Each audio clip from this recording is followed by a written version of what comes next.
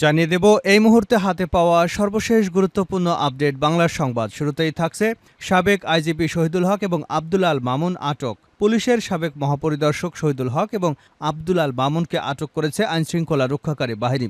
মঙ্গলবার দিবাগত রাতে তাদের রাজধানীর উত্তরার একটি বাসা থেকে গ্রেপ্তার করা হয়। বিষয়টি নিশ্চিত করেছেন অতিরিক্ত পুলিশ কমিশনার ডিবি প্রধান রেজাউল করিম মল্লিক। তিনি বলেন, সাবেক আইজিপি আব্দুল আল মামুন এবং শহীদুল হকের বিরুদ্ধে একাধিক মামলা রুজু হয়েছে। তাদের ডিবি কার্যালয়ে নিয়ে আসা হয়েছে, চলছে জিজ্ঞাসাবাদ। এবারে জানাবো আনসার আন্দোলনে ইন্ধনদাতা 2 আনসার সদস্য গ্রেপ্তার। সম্প্রতি আনসারদের ইন্ধনদাতা 2 আনসার সদস্যকে গ্রেপ্তার করেছে পুলিশ। গ্রেপ্তারকৃতরা হলেন সোহাগ মিয়া এবং মিজানুর রহমান তুহিন। তারা আন্দোলনের সমন্বয়ক হিসেবে দায়িত্ব পালন করেন। মঙ্গলবার এক সংবাদ বিজ্ঞপ্তিতে এ তথ্য জানান পুলিশ সদর দপ্তর। জানিয়ে দেব বিএনপির সিনিয়র যুগ্ম মহাসচিব অ্যাডভোকেট রুহুল কবির রিজভী বলেছেন, ত্রাণ নয়, আত্মীয়দের বিপদে পড়লে যেভাবে আত্মীয়রা সহযোগিতা করে আমরা সেভাবেই সহযোগিতা করবার জন্য এসেছি, অন্য কিছু নয়। মঙ্গলবার কুমিল্লার লাকসামে উপজেলা গোপীনাথপুর এলাকায় বন্যাত্মদের মাঝে জাতীয়তাবাদী স্বেচ্ছাসেবক দল ঢাকা মহানগর উত্তরে ত্রাণ সামগ্রী বিতরণ অনুষ্ঠানে প্রধান অতিথির বক্তব্যে তিনি এসব কথা বলেন। জানাবো বিএনপির স্থায়ী কমিটির সদস্য মেজর অবসরপ্রাপ্ত হাফিজ উদ্দিন বলেছেন, আওয়ামী লীগ ও শেখ পরিবারের ষড়যন্ত্রে বিডিআর হত্যাকাণ্ড সংঘটিত হয়েছিল।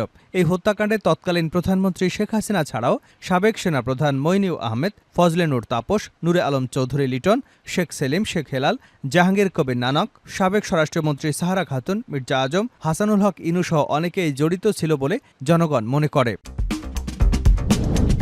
এবারে থাকছে ডিবি কার্যালয়ে অসুস্থ হাজী সেলিম আনা হয়েছে ঢাকা মেডিকেলে।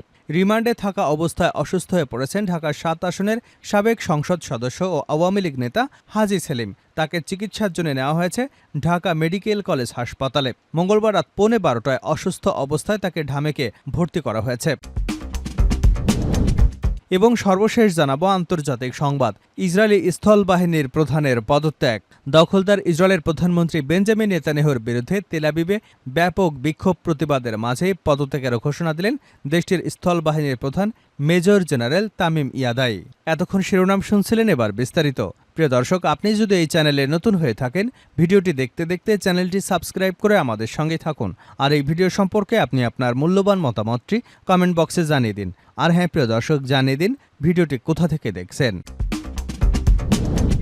সাবেক আইজিপি শহীদুল হক এবং আব্দুল আল মামুন আটক। পুলিশের সাবেক মহাপরিদর্শক শহীদুল হক এবং আব্দুল আল মামুনকে আটক করেছে আইনশৃঙ্খলা রক্ষাকারী বাহিনী। মঙ্গলবার দিবাগত রাতে তাদের রাজধানীর উত্তরা থেকে আটক করা হয়। বিষয়টি নিশ্চিত করেছেন অতিরিক্ত পুলিশ কমিশনার ডিবি প্রধান রেজাউল করিম মল্লিক। তিনি বলেছেন, সাবেক আইজিপি আব্দুল আল মামুন এবং শহীদুল হকের বিরুদ্ধে একাধিক মামলা রুজু হয়েছে। তাদের ডিবি কার্যালয়ে নিয়ে আসা হয়েছে, জিজ্ঞাসাবাদ চলছে। ছাত্র জনতার আন্দোলনে নিহতের ঘটনায় তাদের নামে একাধিক হত্যা মামলা দায়ের হয়েছে। ডিবি জানায়, তাদের কি ভূমিকা ছিল এ বিষয়ে জানতে চাওয়া হবে। 2014 সালের 31শে ডিসেম্বর পুলিশের মহাপরিদর্শক হিসেবে তিনি যোগদানের পরে তার বাবা মায়ের নামে প্রতিষ্ঠিত ফাউন্ডেশনের অনুদানের নামে ঘুষ নেওয়ার প্রথা চালু হয় বলে অভিযোগ রয়েছে। কর্মকর্তাদের দাবি, সাবেক আইজিপি তার বাবা মায়ের নামে প্রতিষ্ঠিত মজিদ জরিনা ফাউন্ডেশনের জন্য শত কোটি টাকা আদায় করেন পুলিশ কর্মকর্তাদের কাছ থেকে। সেই টাকায় বিপুল বিত্তবৈভবের মালিক হন তিনি। আইজিপি থাকা অবস্থায় তিনি মিরপুর শহীদ স্মৃতি পুলিশ কলেজ থেকেও ক্ষমতার অপব্যবহার করে কোটি কোটি টাকা লোপাট করে মজিনা জরিনা ফাউন্ডেশনে নিয়ে যান বলে অভিযোগ রয়েছে।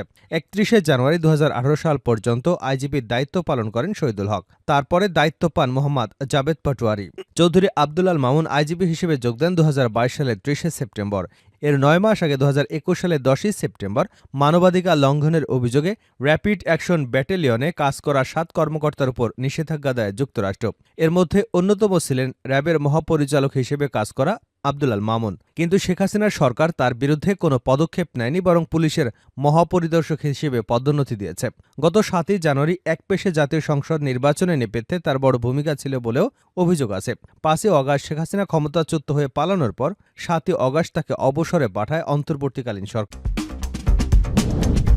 আনসার আন্দোলনে ইন্ধনদাতা 2 আনসার সদস্য গ্রেপ্তার। সম্প্রতি আনসারদের আন্দোলনে ইন্ধনদাতা 2 আনসার সদস্যকে গ্রেপ্তার করেছে পুলিশ। গ্রেপ্তারকৃতরা হলেন সোহাগ মিয়া এবং মিজানুর রহমান তুহিন। তারা আন্দোলনের সমন্বয়ক হিসেবে দায়িত্ব পালন করেন। মঙ্গলবার এক সংবাদ বিজ্ঞপ্তিতে এ তথ্য জানিয়েছে পুলিশ সদর দপ্তর। পুলিশ সদর দপ্তর জানায়, ঢাকা জেলা পুলিশ আনসার সদস্য সোহাগ মিয়াকে মঙ্গলবার সাভার থেকে গ্রেপ্তার করা হয়েছে। তার গ্রামের বাড়ি মানিকগঞ্জ জেলার দৌলতপুর উপজেলার পরামাস্তুল গ্রামে। অপর আনসার সদস্য মোহাম্মদ মিজানুর রহমান তুহিনকে কক্সবাজার জেলা পুলিশ মঙ্গলবার রামু থানাধীন কাওয়ারখোপ ইউনিয়নের দুর্গম টিলা পাহাড় এলাকা থেকে পাহাড়ি জঙ্গল থেকে গ্রেপ্তার করেছে। তিনি কক্সবাজার জেলার কক্সবাজার সদর চৌফলন্ডি গ্রামের বাসিন্দা। শেখ পরিবারের ষড়যন্ত্রে বিডিআর হত্যাকাণ্ড হাফিজ। বিএনপির স্থায়ী কমিটির সদস্য মেজর হাফিজউদ্দিন আহমেদ বলেছেন, আওয়ামী লীগ ও শেখ পরিবারের ষড়যন্ত্রে বিডিআর হত্যাকাণ্ড সংঘটিত হয়েছিল।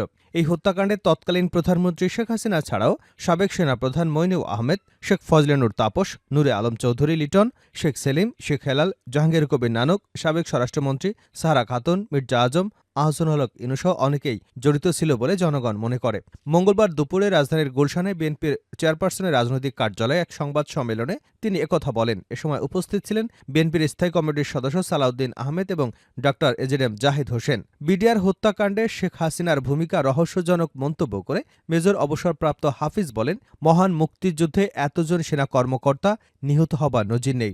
এই হত্যাকাণ্ড সংঘটিত হওয়ার পর বিডিআর প্রধান সাহায্যের জন্য বলেছিলেন, কিন্তু তখন কোনো সাহায্য করা হয়নি। সাবেক সেনাপ্রধান মইনুল আহমেদ পিলখানায় সেনা সদস্যদের অপারেশন চালাতে নিষেধ করেন। এই হত্যাকাণ্ডের পর প্রধানমন্ত্রীর আচরণ অত্যন্ত রহস্যজনক। সেনাবাহিনীতে যাতে কোনো অ্যাকশনে যেতে না পারে সেজন্য তিনি গণভবনে ৩ বাহিনীর প্রধানকে কোনো কাজ ছাড়াই বসিয়ে রেখেছিলেন। তিনি বলেন, বিডিআর বিদ্রোহের আগে আওয়ামী লীগ নেতা কাউন্সিলদের তোরাব আলীর বাসায় বিডিআর সদস্যদের বৈঠক হয়। সেখানে এই হত্যাকাণ্ড সংঘটিত করার পরিকল্পনা করা হয় কিভাবে লাশ গুম করা হবে। হাফিজ বলেন, বিডিআর হত্যাকাণ্ড সংঘটিত হয়েছে আওয়ামী সরকারের ক্ষমতা অধিষ্ঠিত হবার সঙ্গে সঙ্গে, যা দেশে ব্যাপক আলোচিত হয়েছে। এই নারকীয় হত্যাকাণ্ডের পেছনে কারা ছিল, বিদেশি কোনো শক্তির হাত ছিল কিনা, এটি এখনও ধোঁয়াশা রয়ে গেছে। তিনি বলেন, বিডিআর হত্যাকাণ্ডের পুনঃ তদন্তের দাবি এবং একটি কমিশন গঠনের জন্য প্রধান উপদেষ্টার কাছে চিঠি দিয়েছিলাম। আমরা অত্যন্ত আনন্দিত যে অতি অল্প সময়ের মধ্যে প্রধান উপদেষ্টার উদ্যোগে স্বরাষ্ট্র উপদেষ্টা পুনঃ তদন্তের উদ্যোগ নিয়েছেন।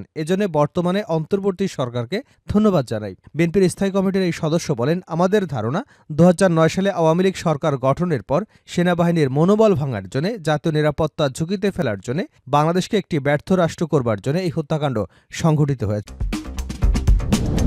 ডিবি কার্যালয়ে অসুস্থ হাজী সেলিম আনা হয়েছে মেডিকেলে। রিমান্ডে থাকা অবস্থায় অসুস্থ হয়ে পড়েছেন ঢাকার ৭ আসনের সাবেক সংসদ সদস্য ও আওয়ামী লীগ নেতা হাজী সেলিম। তাকে চিকিৎসার জন্য নেওয়া হয়েছে ঢাকা মেডিকেল কলেজ হাসপাতালে। মঙ্গলবার রাত ১৫:১২টায় অসুস্থ অবস্থায় তাকে ঢামেক হাসপাতালে নতুন ভবনে ভর্তি করা হয়েছে। ঢামেক সূত্র বিষয়টি নিশ্চিত করেছে। আইডিয়াল কলেজের প্রথম বর্ষের ছাত্র খালিদ হাসান সাইফুল্লাহ হত্যা মামলায় হাজী সেলিমকে ৫ দিনের রিমান্ডে দেওয়া হয়েছে। তবে দীর্ঘ ৮ বছর ধরে বাকশক্তি হারানোয় কথা বলতে পারেন না হাজী সেলিম।